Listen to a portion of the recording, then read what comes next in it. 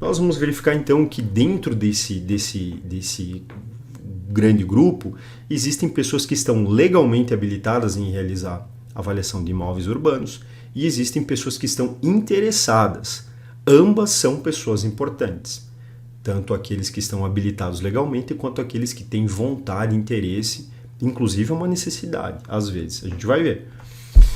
Pessoas legalmente habilitadas. Então, olha só, existem leis que regulamentam profissões e as leis que regulamentam essas profissões, elas estabeleceram lá no mundo do direito a faculdade de realizar avaliação de bens.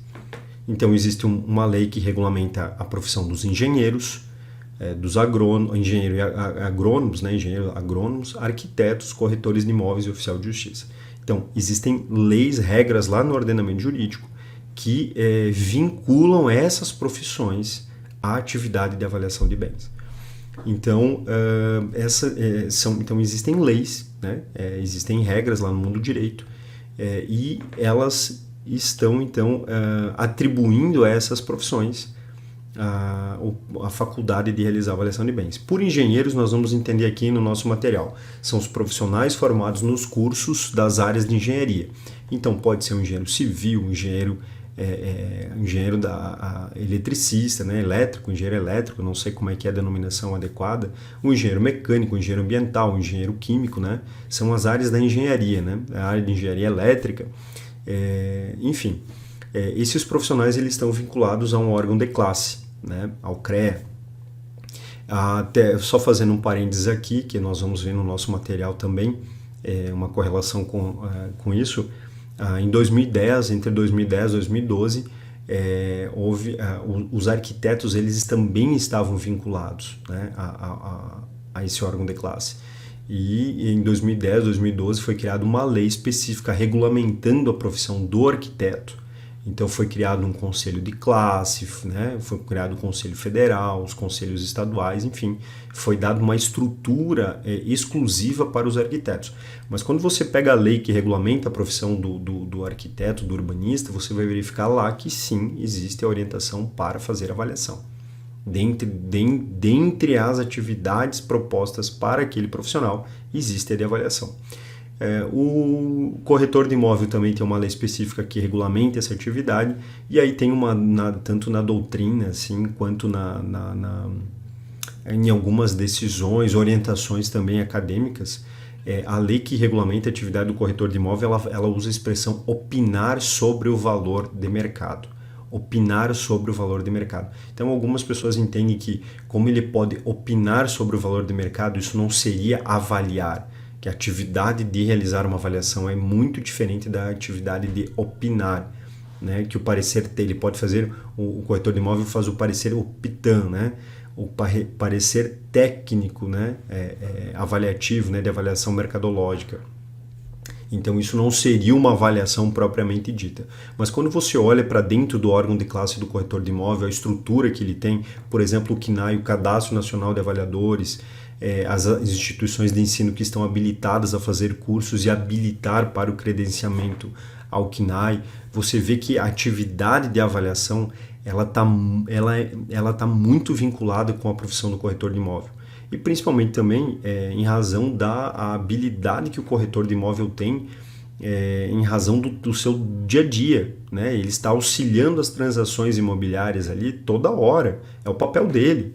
Então ele está toda hora envolvido com o mercado imobiliário, ele tem informações riquíssimas, precisas, super tempestivas sobre o mercado imobiliário.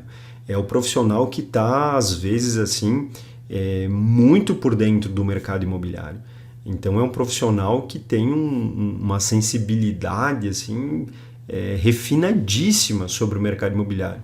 Então ele tem condições de fazer avaliações mercadológicas, estabelecer o valor de mercado de um bem com uma propriedade muito interessante, né? Isso tem que ser considerado. Também existe a questão da profissão do oficial de justiça.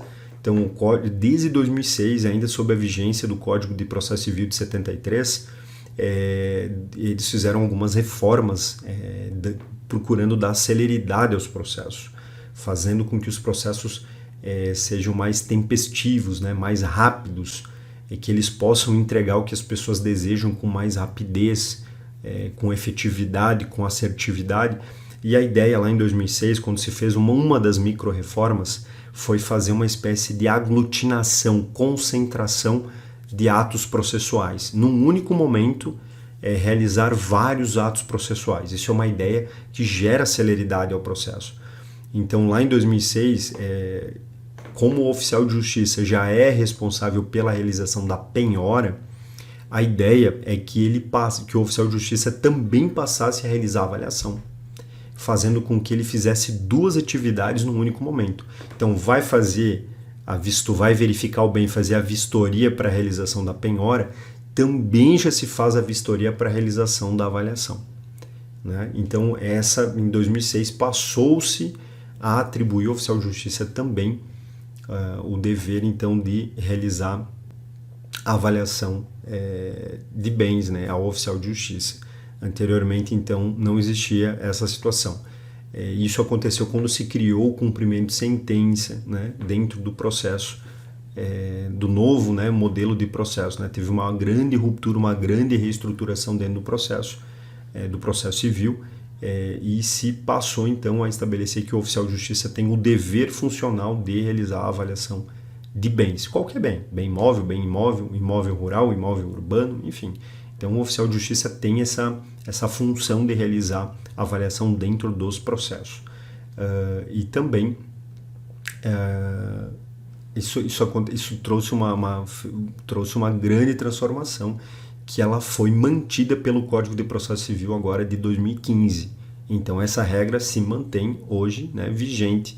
Ela nasceu em 2006, mas ela foi incorporada pelo Código de Processo Civil de 2015. Então é uma regra que foi muito assertiva, muito bacana, e ela foi acolhida pelo legislador, né, de 2015, que disse, olha, isso aqui nós vamos manter porque funciona. A concentração de atos e o fato do oficial realizar a avaliação é algo que vai se manter, e hoje é assim que nós temos então a estrutura, né, do processual civil hoje. Ela prevê então que o oficial de justiça faça essa atividade. Um detalhe que eu esqueci de falar do engenheiro: a avaliação imobiliária que a gente está estudando aqui é uma avaliação para fins mercadológicos, estabelecer o valor de mercado de um bem. Então tem um terreno, eu quero saber quanto é que esse terreno está valendo no mercado imobiliário. É estabelecer o valor de mercado daquele terreno. Quanto é que eu posso cobrar por esse terreno? Quanto é que eu posso vender? Quanto é que eu posso pagar por esse terreno? Valor de mercado de um bem imóvel, urbano. É isso que nós estamos falando aqui nesse momento. Estou chamando a atenção porque eu não estou falando de segurança predial, não estou falando de segurança estrutural, não estou falando desse tipo de atividade. Quando você fala sobre estrutura, você está falando aí de engenharia, corretor de imóvel, arquiteto, oficial de justiça, agrônomo, não vai falar sobre engenharia, sobre carga, sobre peso, sobre estrutura, sobre dimensionamento. Segurança estrutural é uma área que não faz parte do nosso curso, não faz parte do nosso bate-papo. É avaliação mercadológica, estabelecer o valor de mercado. Os engenheiros têm exclusividade com relação à segurança estrutural. É deles, ninguém fala disso aí, a não ser eles. Eles têm exclusividade nisso aí. E tem de ser assim. Porque não dá, isso é uma coisa muito séria, muito importante, e depende de um conhecimento bem específico que é só deles. Então, o corretor de imóvel não vai falar sobre segurança predial. É um outro universo, outras regras, outros conhecimentos que não tem relação com a nossa proposta atual aqui. Para deixar isso bem claro, eu lembrei que eu tinha que falar sobre isso.